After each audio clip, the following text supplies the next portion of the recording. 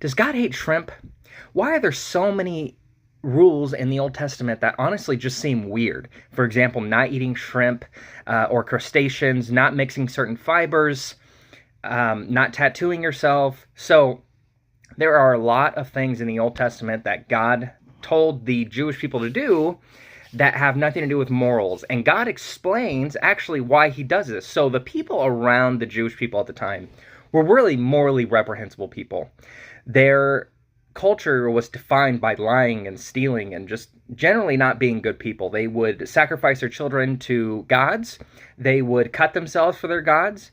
They would have giant orgies with animals and children for their gods. So God said, separate yourselves from them by not doing the immoral things such as lying and stealing and all that stuff, but also separate yourselves from them by not eating shrimp and not cutting yourselves, not getting tattoos, not mixing certain fibers, and in that way you can be distinguished from them.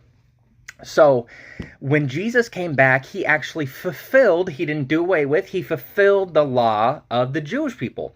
And so Christians no longer have to abide by the law of the Old Testament.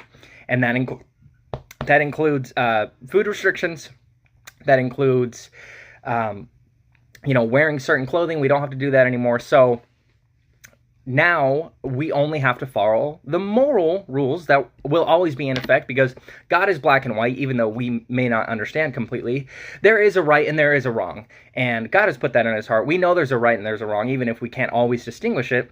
But God has determined that there are things that are always wrong, such as lying and stealing and cussing and things like that. And there are things that were not morally wrong in the Old Testament that he had the Jewish people do to separate themselves from the people around them. So I hope this helps a little bit understand why there are so many rules in the Old Testament that Christians don't follow anymore.